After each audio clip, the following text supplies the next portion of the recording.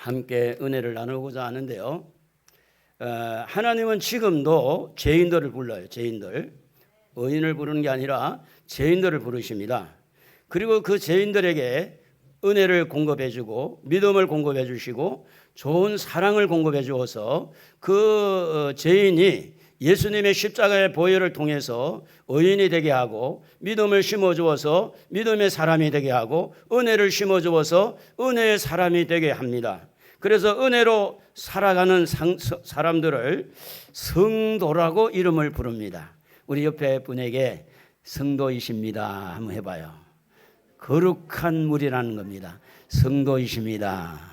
집사의 직분, 집 이름보다 권사의 이름보다 성도라는 이름이 얼마나 소중한 이름인지 모릅니다. 그렇기 때문에 오늘 은혜를 받고 죄를 회개하고 용서를 받고 믿음이 형성이 되어져서 성숙한 사람에게 하나님께서 우리에게 붙여주신 이름이 뭔가 하면 성도라고 하는 이름을 붙여주는 겁니다. 그래서 이러한 성도 중에 하나님은 하나님의 일을 할 하나님의 일꾼을 세우기에 이르는 겁니다. 우리가 잘 아는 대로 예수님보다 6개월 먼저 온 세례 요한, 이 세례 요한이 먼저 제자들을 많이 이렇게 이끌었습니다.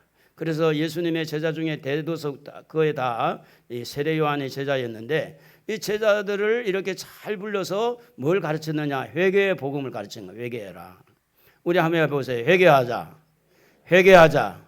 여러분 성도가 되려면 회개해야 됩니다. 하나님의 일꾼이 되려면 회개해야 돼요. 회개가 가장 기본입니다. 회개하지 않고 집사 직분을 받고 권사 직분을 받으면 큰 사고뭉치가 됩니다. 누구 짝이 나느냐? 가룟 유다 짝이 나는 거예요.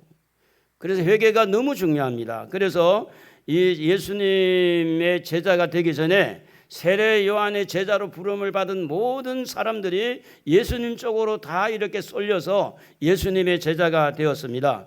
그래서 그 예수님의 많은 제자 중에서 12명을 사도라는 이런 중요한 직분을 맡겨서 이 하나님의 일을 할 수 있도록 12제자 사도를 불렀습니다. 그리고 그들에게 사명을 줍니다. 뭔 사명을 주느냐? 복음을 전할 사명을 주는 거예요. 여러분 마태복음 28장 19, 20절 같이 한번 읽어보도록 하겠습니다. 그러므로 너희는 가서 모든 민족을 제자로 삼아 아버지와 아들과 성령의 이름으로 세례를 베풀고 내가 너희에게 분부한 모든 것을 가르쳐 지키게 하라. 볼지어다 내가 세상 끝날까지 너희와 항상 함께 있으리라 하시니라. 자, 예수님은 이 땅에 오셔가지고 33년 동안 사시면서 공생활은 사실은 3년 6개월 동안 제자들을 훈련하고 하늘나라로 승천했습니다. 그 남아있는 12제자 중심으로 하나님의 일을 바톤을 이어받아서 땅끝까지 복음을 전하는 일을 하나님의 일꾼들이 이제 해야 되기 때문에 그들은 그 사명을 감당하기 위해서 예루살렘에 모였습니다. 마가 다락방에 모였습니다. 120명이 모였습니다. 모여서 그들은 오로지 기도하는데 성령 세례 받기 위해서 기도했습니다.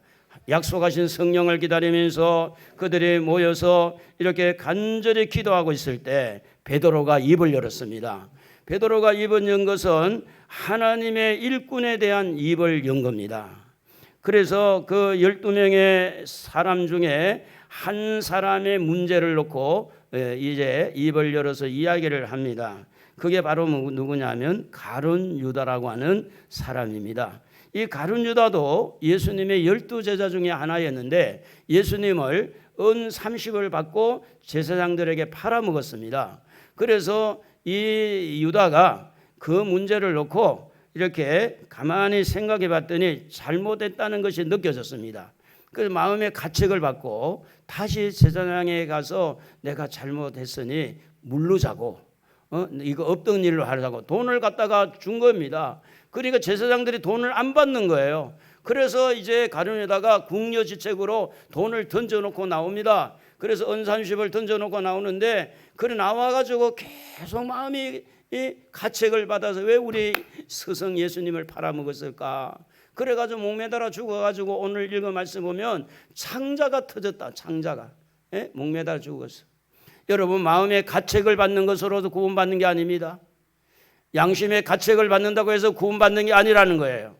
이것은 회개가 아닙니다. 양심에 찔렸지만 회개가 아닌 거예요. 이보다 더 큰 죄를 지었어도 오늘 예수님을 영접하고 예수님 앞에 용서를 구하면 용서가 되는 줄로 믿습니다. 그러므로 오늘 이 부분은 우리에게 중요한 메시지를 던져주는 겁니다. 아무리 마음의 찔림을 받고 양심의 가책을 받아도 정말로 예수님에게 돌아오지 않고 회개하지 아니한 사람은 하늘나라에 갈 수 없다는 것을 가르쳐주고 있다고 하는 겁니다. 그래서 돈을 갖다 주었는데 제사장들이 그 돈을 가지고 땅을 얼마 샀습니다. 그래서 그 땅을 샀는데 땅 이름이 뭐냐면 피밭이라는 이름이라고 성경은 기록하고 있습니다. 여러분 1장 18절 한번 읽어보겠습니다.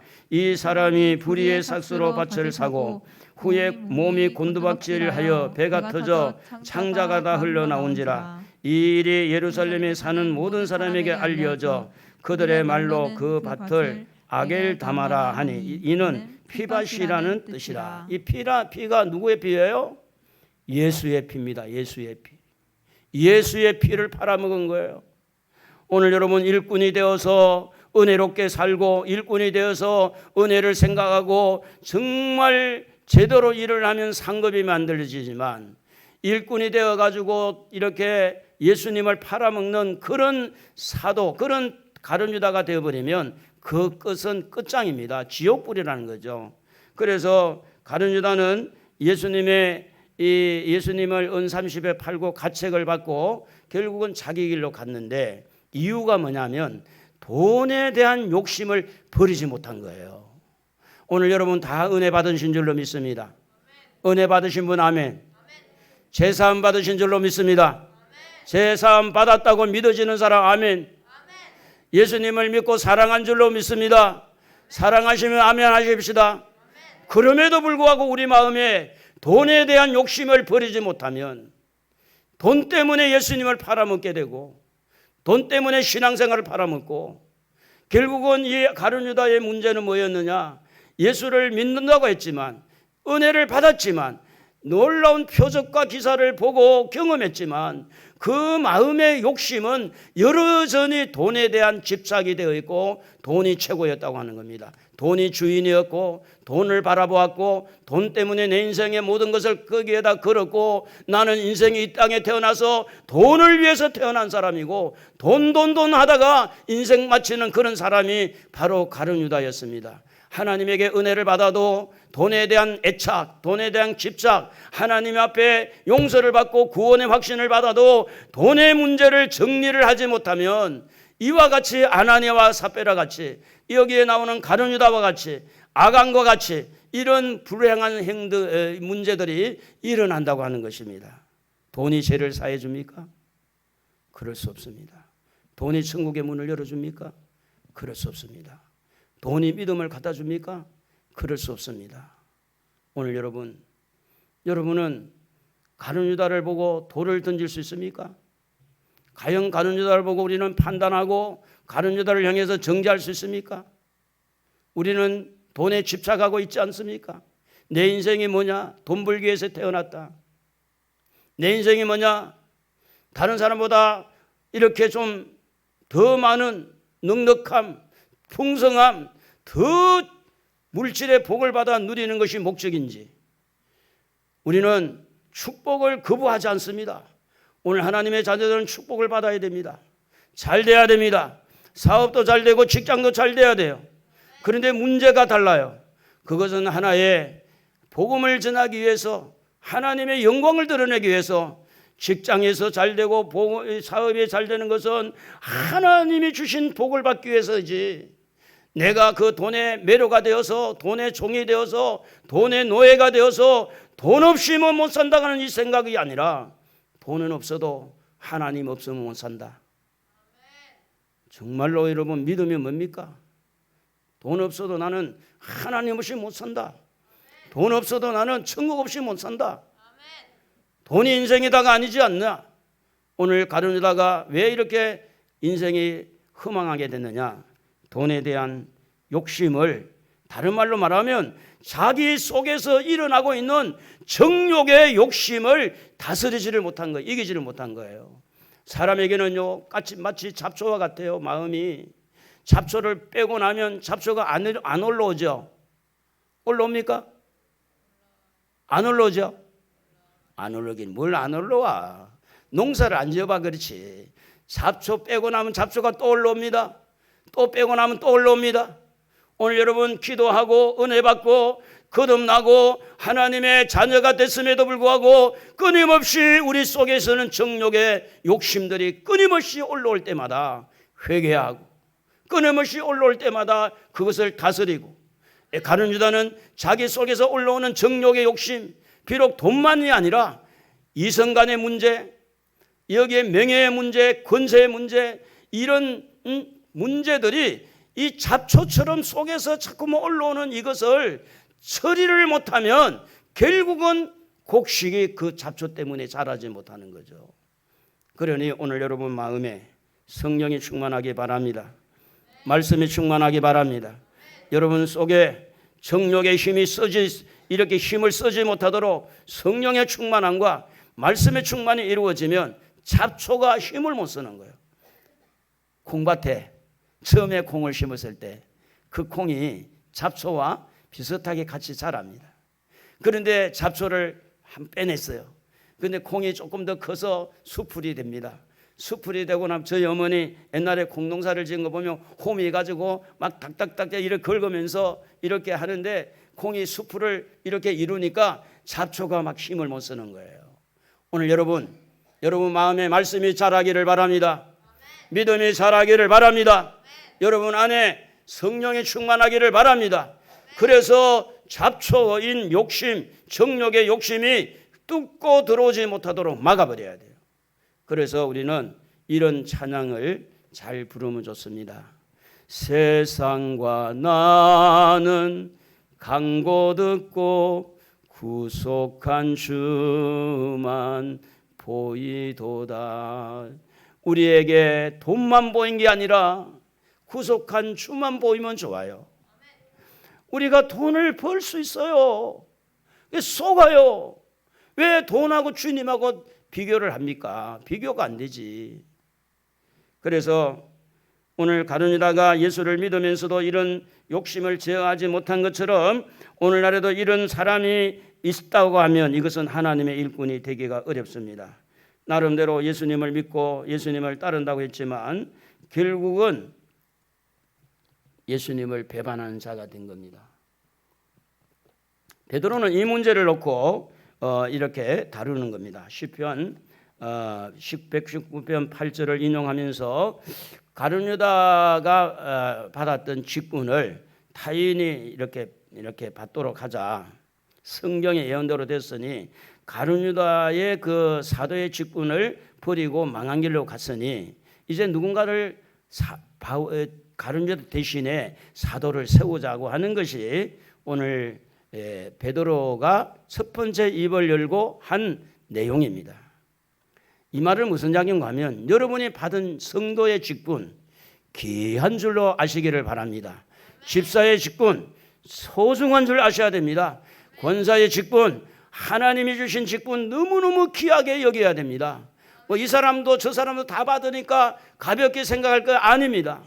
그래서 자기에게 주어진 직분 장자의 직분을 소홀히 여긴 에서는 그 장자에게 주어진 축복을 동생 야곱에게 다 빼앗겨 버립니다. 다 뺏겼어요. 오늘 여러분 하나님이 주신 중요한 직분을 소중하게 여기기를 바랍니다. 옆에 분하고 이야기 해봐요. 우리 성도의 이름을 소중하게 여깁시다.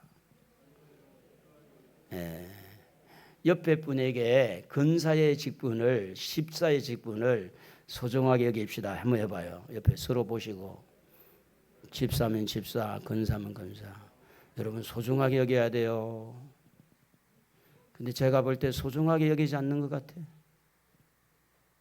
한 번 집사면 영원한 집사, 한 번 집사 근사면 영원한 근사. 말도 안 되는데 한 번 집사의 직분 받았다고 나도 집사야 교회.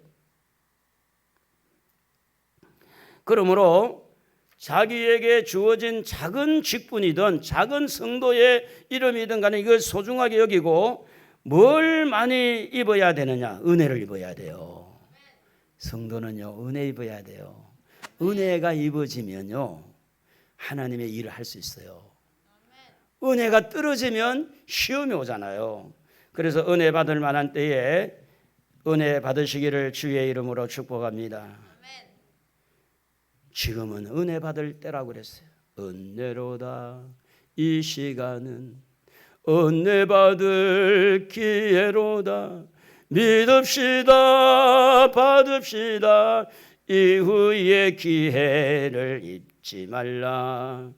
이 시간은 은혜 받은 시간, 은혜 받아야 할 시간, 은혜에 대해서 사모하고 그래도 일주일에 한 번 오고 어떤 때는 한 달에 한 번 오고 이렇게 예배를 드는 이 시간에 하나님이 여러분에게 은혜를 주지 아니하면 여러분이 어떻게 하나님의 일을 감당하겠어요? 일만 하면 오히려 하나님에 반대하는 일을 할 거고 은혜 받아야 돼요. 그래서 은혜 아니면 살아갈 수가 없네. 호흡마저도 다 주의 것이니. 은혜 입어야 하나님의 일을 할 수 있고 하나님의 일꾼이 될 수가 있는 겁니다. 그래서 오늘 여러분 이 사도의 수가 모자란 그 수를 그냥 넘어가도 될 텐데 사도 바울은 아니다.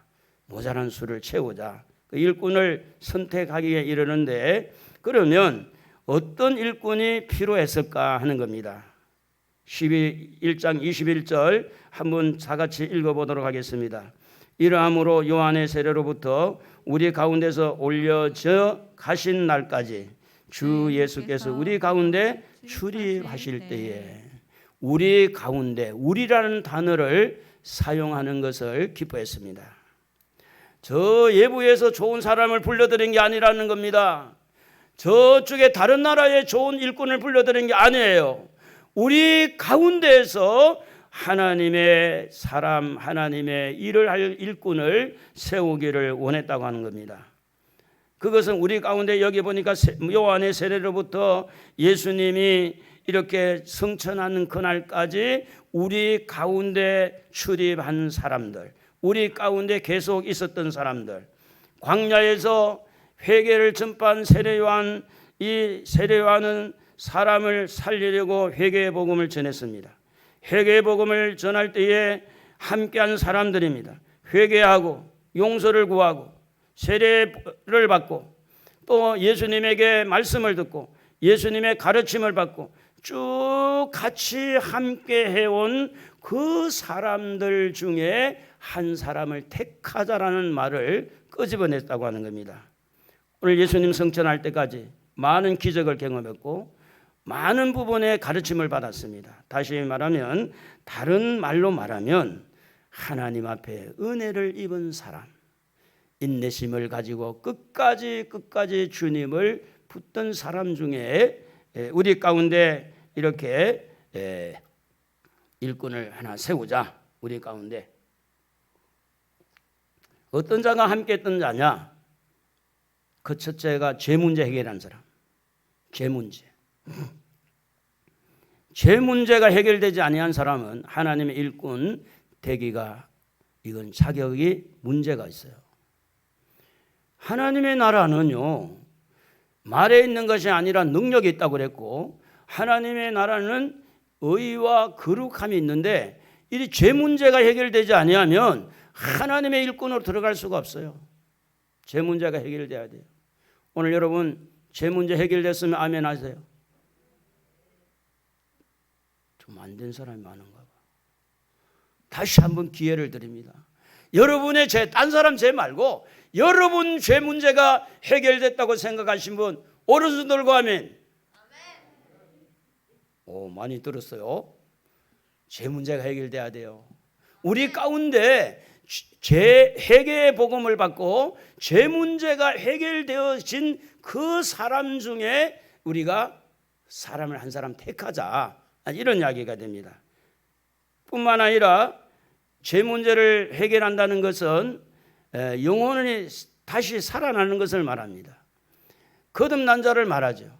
그 영적인 세계에서 영혼이 살아있고 이렇게 영적인 문제를 다루면서 영혼을 살리는 일에 동참하는 그 사람을 일꾼으로 선택하자. 그동안에 예수님께서 가르친 그 가르침에 따라서 가치관이 변화가 되어지고 영원한 세계를 바라보고 천국을 바라보고 이렇게 하나님의 은혜를 입은 사람 중에 한 사람을 택하자. 그래서 예수님의 말씀을 배워서 사람답게 빛과 소금이 되는 그 사람 중에 한 사람을 선택하자라는 그런 내용의 말씀이 베드로의 입을 통해서 나오게 됩니다. 이 말씀은 초대교회입니다. 제일 첫 번째 교회가 형성될 때 일어난 사건입니다. 그러므로 오늘도 우리는 이런 맥락에서 교회의 일꾼을 세우는 것이 바람직하다고 보는 겁니다. 자, 그런데 그들 중에서 하나를 뽑아 사도로 세우는 일을 하는데 그러면 왜 일꾼을 세워야 되느냐 하는 것은 22절에 기록을 하고 있습니다. 우리 같이 한번 읽어봅니다. 항상 우리와 함께 다니던 사람 중에 하나를 세워 우리와 더불어 예수께서 부활하심을 증언할 사람이 되게 하여야 하리라 하거늘. 왜 일꾼을 세워야 되느냐? 일을 시키는데 무슨 일을 시키느냐? 부활을 증언할 사람을 찾는 거예요. 예수님이 살아난 것에 대해서 이렇게 다른 사람에게 전달할 수 있는 전도자가 되어지는데 그냥 예수 믿으세요 이것도 전도자지만 다시 살아나신 그 예수를 목격했고 다시 살아나신 예수님과 40일 같이 있었고 그분을 만져봤고 그분과 함께 있었던 그 사실을 증언하기 위해서 이렇게 일꾼을 세워야 된다. 그래서 이 부활의 정인, 부활의 정인이라는 것은 마르티스라고 하는 이 헬라어는 무슨 이야기냐면 자기가 본 사실을 증언하는 사람이에요. 본 사실. 목숨을 걸고 본 사실을 증언하는 거죠. 자, 여러분, 우리가 이 땅에 살다 보면 알면서도 모르는 채하고 넘어가는 게 많아요. 보았는데도 불구하고 못 본 채하고 넘어가는 게 많아요. 가족의 화평을 위해서 또 여러 가지 직장의 생활에서 적당한 선에서 알면서도 넘어가고 또 보면서도 넘어갈 수 있어요. 그러나 여러분 이것만은 절대 그냥 넘어갈 수가 없습니다. 예수님이 다시 살아났어요. 부활했어요. 죽음을 이기고 무덤에 머물러 계신 그분이 사셨네. 그리고 뭐죠? 예수 다시 사셨네. 정주영 회장님도 돌아가셨잖아요. 알아요 혹시? 그 돈 많은 분도 돌아가셨잖아요. 대통령요? 얼마 전에 전두환 대통령, 김영삼 대통령, 김대중 대통령 살아있습니까? 돌아가셨습니까? 다 돌아가셨어요. 다 돌아가셨어요. 사람은 언젠가는 죽어요. 그런데 그 죽음을 이기고 다시 살아나신 예수 그리스도가 모든 사람에게 생명이 되고 소망이 되는 거죠. 이걸 전할 사람이 필요했던 겁니다. 11명이 해도 될 텐데 왜 12명을 채워야 된다고 그러느냐면 이 부활의 말씀, 부활의 사건을 다루는 데는 더 많은 사람이 소요되기 때문에 그래서 12명을 채우자 하는 겁니다. 그런데 이 문제에 대해서 성경은 예수님에게 사두개인이라고 하는 사람이 어느 날 찾아와서 예수님 이렇게 예수님에게 물어봅니다.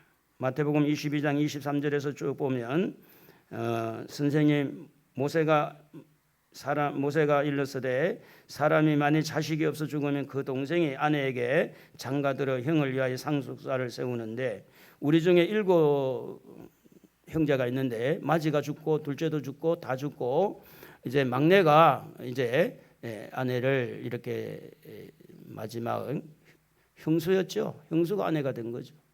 그래서 어떻게 부활을 하고 나면 누구의 아내가 되겠습니까? 라는 질문이었어요. 그때 예수님이 하시는 말씀이 어떻게 말씀이 30절에 보면 부활 때는 장가도 아니 가고 시집도 아니 가고 하늘에 있는 천사들과 같으니라. 죽은 자의 부활을 논할지는데 하나님이 너희에게 말씀하신 바 나는 아브라함의 하나님이요 이삭의 하나님이요 야곱의 하나님이로다 하는 것을 읽어보지 못하느냐. 하나님은 죽은 자의 하나님이 아니라 살아있는 자의 하나님이시니라. 사두개인들은 원래 부활을 안 믿었어요. 예수님을 골탕 먹이려고 참 희한하게 질문을 했죠.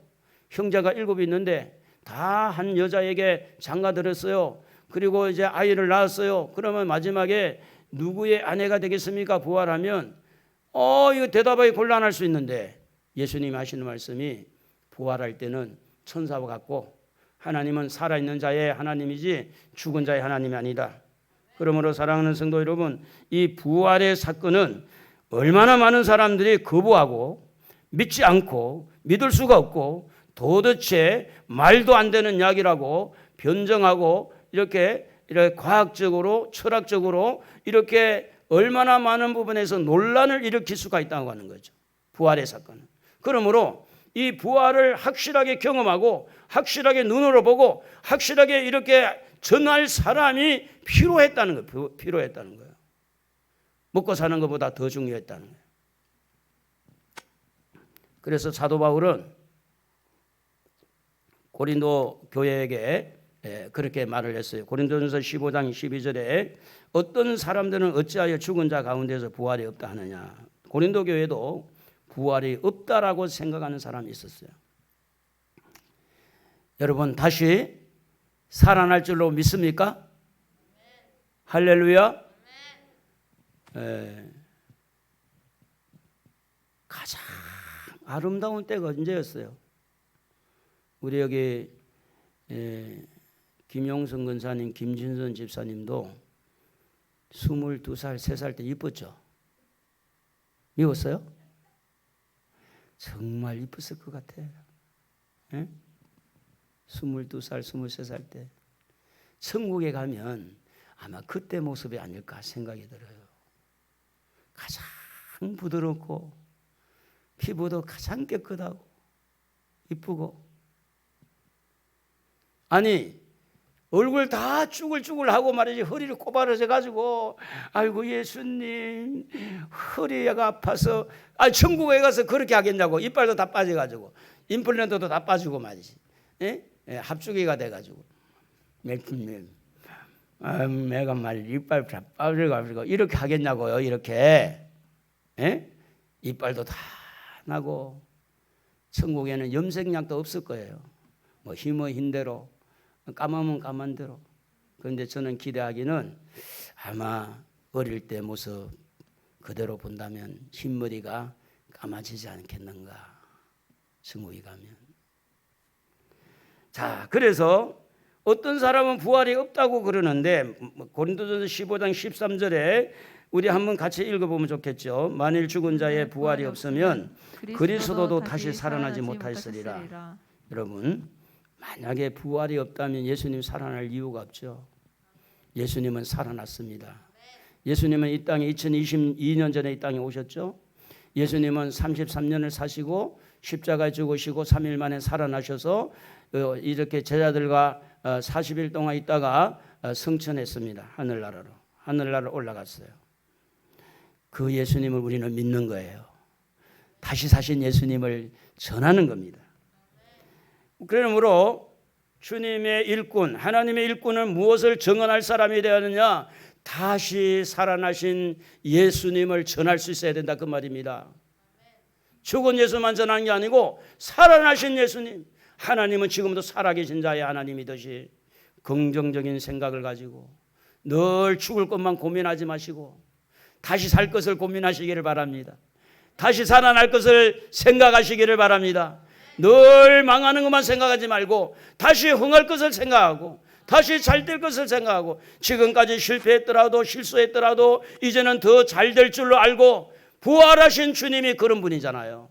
그래서 모든 캐션 마크에 답을 뭘로 예수님이 답을 했느냐? 바로 부활로 답을 한 거예요.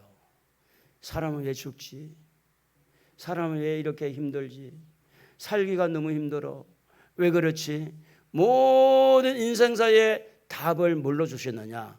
부활로 주신 거예요. 부활 다음에 천국이 있기 때문에. 여러분, 아직 나는 하나님의 일꾼이 아니라고 생각하신 분들, 부활의 주님을 믿으시기를 바랍니다. 부활의 주님을 전하기를 바랍니다. 그러면 하나님의 일꾼이 될 수 있는 위치로 들어오는 거예요. 하나님의 일꾼. 하나님의 일꾼은 부활의 주님을 전할 수 있어야 된다.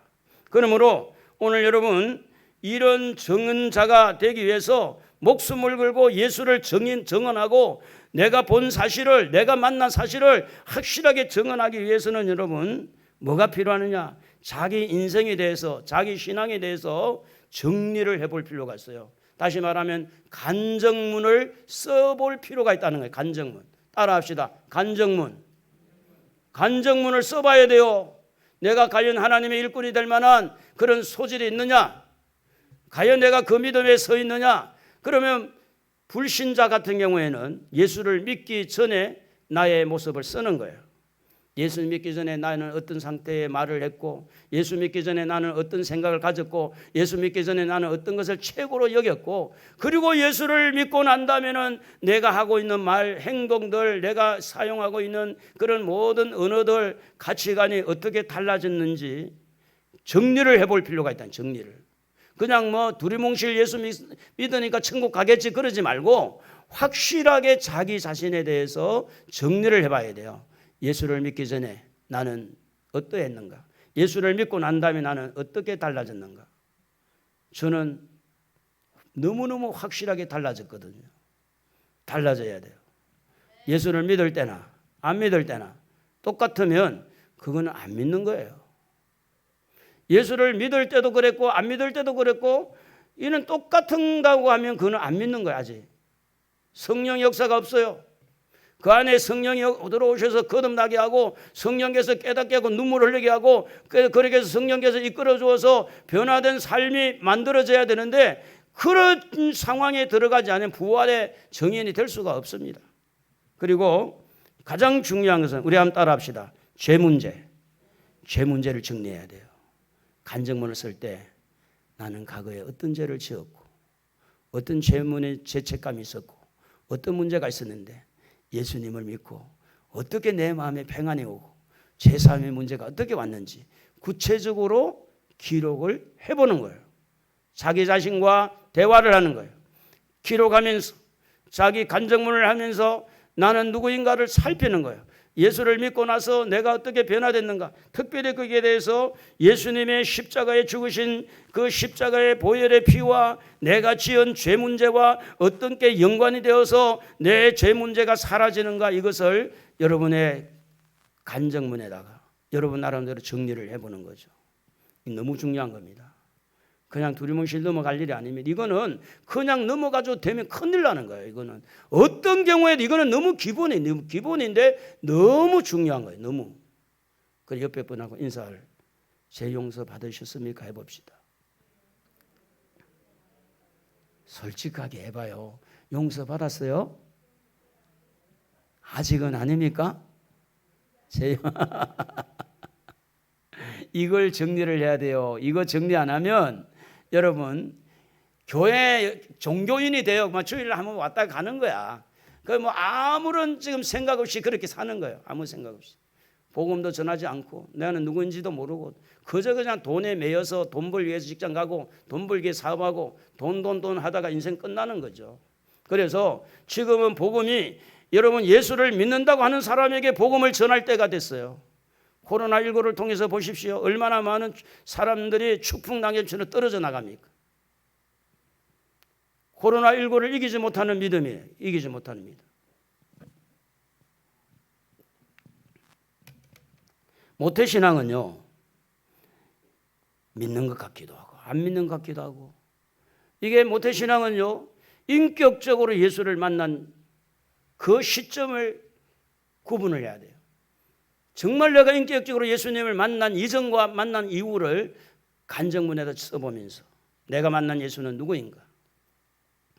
그래서 예수님을 확실하게 믿고 영접하고 부활의 확실한 이 은혜, 믿음이 있어야 부활의 증인이 되는 일꾼이 된다고 하는 겁니다. 교회만 왔다 갔다 한다고 일꾼이 되는 것은 아니라는 거죠. 교회는 누구든지 왔다 갔다 할 수 있어요. 집사도, 목사도, 전도사도, 모든 성도도 얼마든지 와서 예배드리고 예배드리는 거 방해하는 사람 아무도 없어요. 그러나 그의 입을 열어서 하나님이 원하는 부활을 증언하는 그런 일꾼이 아니라는 거죠. 예배만 드리고 갈 뿐이죠. 나름대로 은혜 받았다고 하지만은 부활의 사건이 너무 중요하다는 거죠. 그래서 저 같은 경우에 가장 죄책감이 있었던 것은 초등학교 때 눈깔사탕 동네 구멍가게 훔쳐먹은 것 때문에 얼마나 죄책감이 빠졌는데 희한하더라고요. 예수님을 영접하고 난 다음부터요, 진짜 그게 요만큼도 가책이 없이 사라진 거야. 뒷집에 꽃감 빼먹은 거 있잖아요. 하나님의 성령이 시골에 갈 때마다 야, 그 꽃감 값 어떻게 좀 정리해야 되지 않겠니? 몇 년 동안 성령께서 시골에 갈 때마다 그래서 꽃감 값을 이제 제가 10만 원짜리 수표를 가지고 갔어요. 그러니까 이 며느리가, 할머니는 돌아가시고 며느리가 깜짝 놀라가지고 아이고 안 된다고, 저 이거 받으면 안 된다고. 근데 그 꽃감 값이 얼마인지는 모르지만 여하튼 10만 원짜리 수표를 드렸더니 사과를 또 2박스 주는 거야. 사과를. 얼마나 뭐 손해가 되는지 그건 내가 모르겠는데, 근데 중요한 거는 뭔가 하면 내 마음의 죄책감이 깨끗하게 사라졌다는 거예요. 이게 중요한 거거든요. 오늘 여러분도 저처럼 죄책감이 돼서 한두 가지 저한테 이야기 좀 했어요.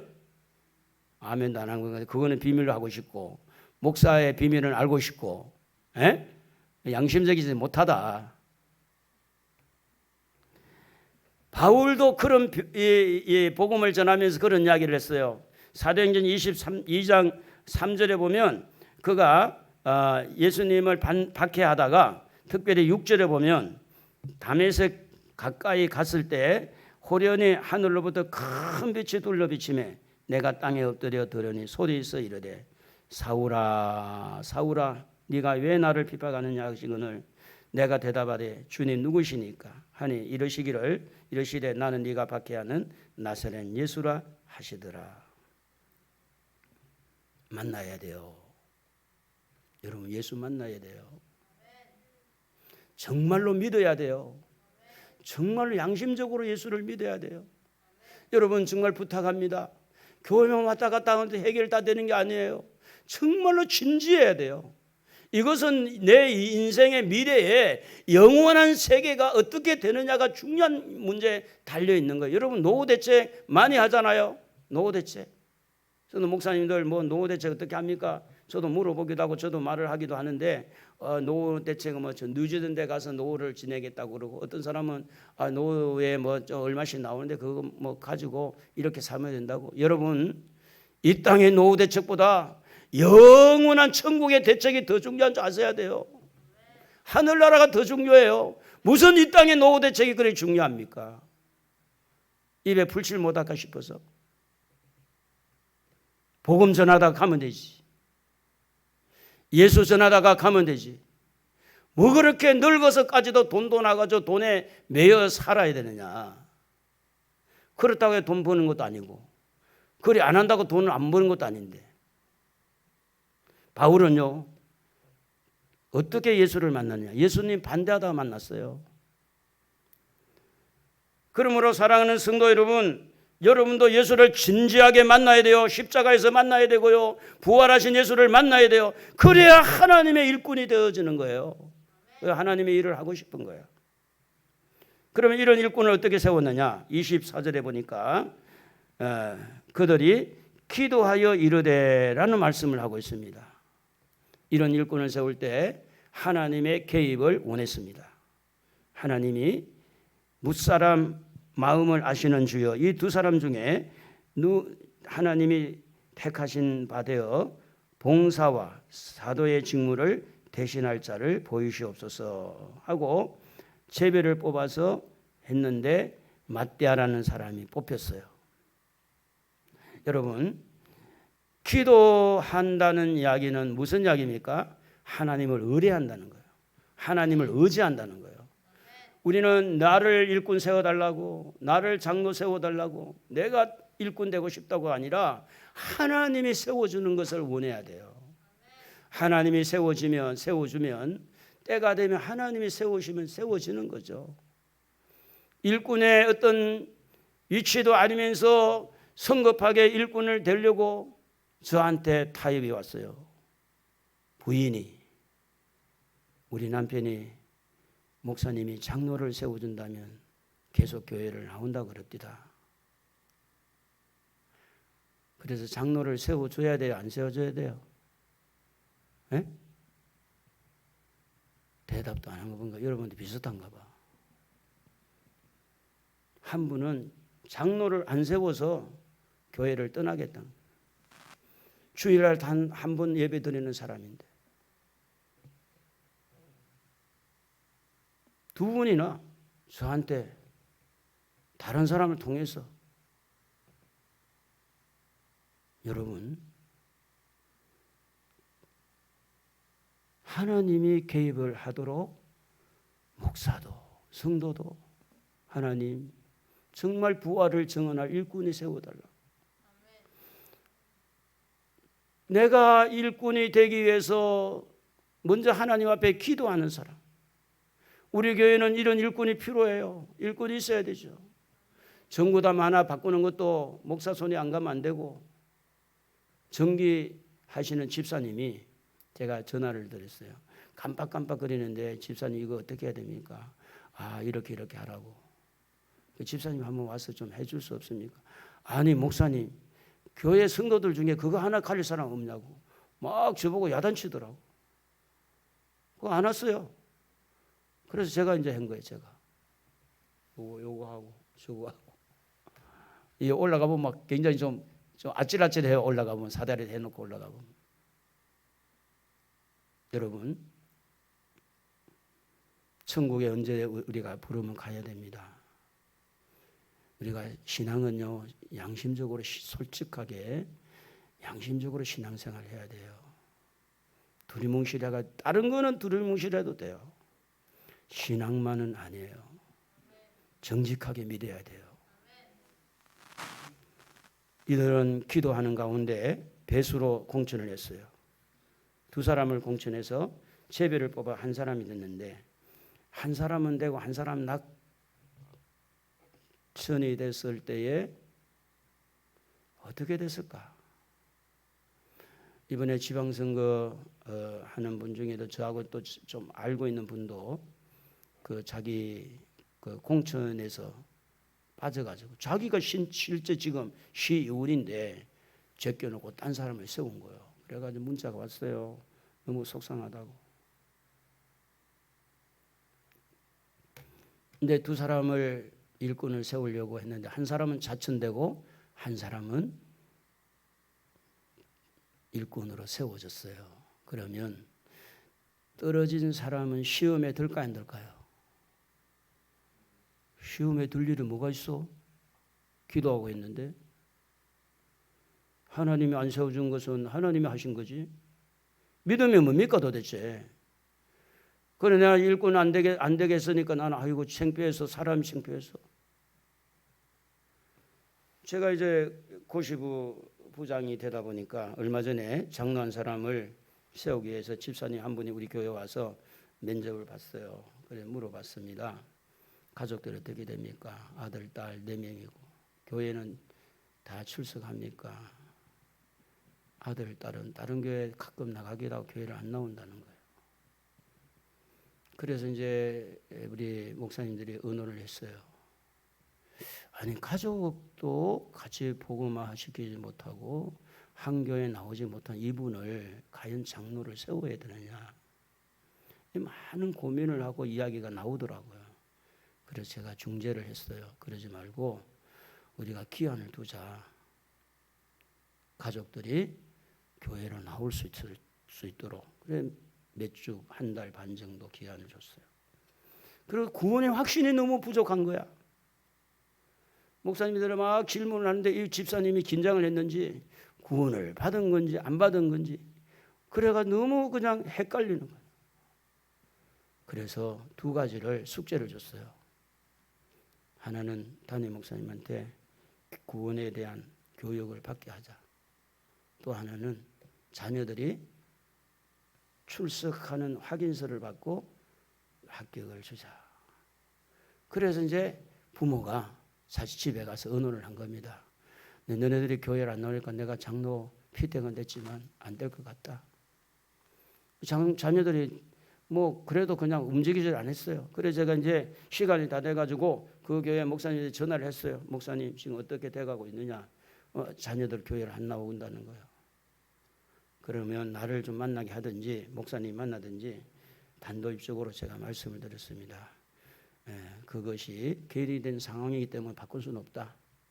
그래가지고 이 목사님이 바쁜 중에도 그 딸과 아들을 만나가지고 식사를 하면서 이야기했더니 울더래요. 아이들이 자기들 때문에 우리 아빠가 장로가 안 될까. 그 울면서 목사님 언제부터 교회를 출석하겠습니다. 지금은 이제 교회를 출석한 줄 알고 있는데 그래서 이제 장로 합격을 준 거예요. 여러분 일꾼은 본이 돼야 되잖아요. 아멘 좀 해봐요. 일꾼은 본이 돼야 돼요. 가족도 본이 돼야 되고요. 예배라는 모든 봉사도 본이 돼야 되고 모든 복음을 전하는 것도 본이 돼야 되는데 구원의 확신도 없고 가족도 문제고 참 그래서 제가 굉장히 고민을 했는데 그래도 일이 잘 풀려서 감사하죠. 또 창피하잖아 또. 그러면 교회를 나는 떠나야 되겠다고 이럴 수도 있고. 여러분 우리가 남의 이야기로 생각하지 말고 우리 모두 하나님의 일꾼 되기를 소망하십시다. 부활을 간증하는 소망하고 우리 모두가 일꾼 되기를 위해서 기대 걸고 우리가 먼저 은혜 받고 우리가 먼저 하나님 앞에 바로 서면 우리 교회도 이런 좋은 일꾼들을 하나님이 세워주실 줄로 믿습니다. 그래서 제비를 뽑아서 한 사람이 낙천됐을 때도 시험에 들지 않는 것처럼 지금 여러분 장로가 안 되었어도 때로는 안수입사가 안 되었어도 권사가 안 되었어도 여러분 일꾼 되시기를 바랍니다. 일을 이렇게 하다 보면 하나님이 때를 맞춰서 해주실 거예요. 그래서 제가 이제 우리 교단의 신문을 보면서 이렇게 코로나19가 이런 형성이 되는데도 장로를 세우고 집사를 세우고 권사를 세우는 그 기사를 볼 때마다 너무 부러운 거예요. 어떻게 저런 그 직분자를 잘 세울 수 있을까? 그것도 은혜죠. 사랑하는 성도 여러분, 우리 교회는 지금 이런 부분에서 일꾼이 필요합니다. 정말로 필요해요. 함께 우리와 함께 있었던 사람들 중에서 세워질 일꾼이 필요해요. 부활의 주님을 증언할 전도의 문을 열을 수 있는 일꾼이 필요합니다. 그리고 기도하는 가운데 이런 일꾼이 세워졌을 때 혹시 내가 자천이 돼도 실망하지 않고 시험에 들지 않는 그런 일꾼이 필요합니다. 우리 한번 기도해 봅시다. 하나님이 때가 오기를 위해서. 그래서 여러분 가족 복음화 부부가 기도하면서 이왕이면 저는 그래서 예수를 처음 믿을 때 이왕이면 나는 장로 될 사람이다. 저 자신 뭐 그렇게 얘기했어요. 뭐 목사는 너무 꿈도 못 꾸는 거 너무 큰 그림이라 나는 앞으로 장로가 돼야 되겠다. 정말로 하나님은요 꿈꾸는 자의 기도를 들어주는 거예요. 장로를 따기 위해서가 아니라 그런 위치에서 일꾼이 좀 되고 싶어 한 거예요. 그래서 오늘 이 말씀을 여러분과 같이 생각하면서 우리 초대교회 일꾼이 필요하듯이 우리 교회도 앞으로 좋은 일꾼들이 많이 일어나는 축복을 위해서 기도하는 여러분 되기를 주의 이름으로 축복합니다. 우리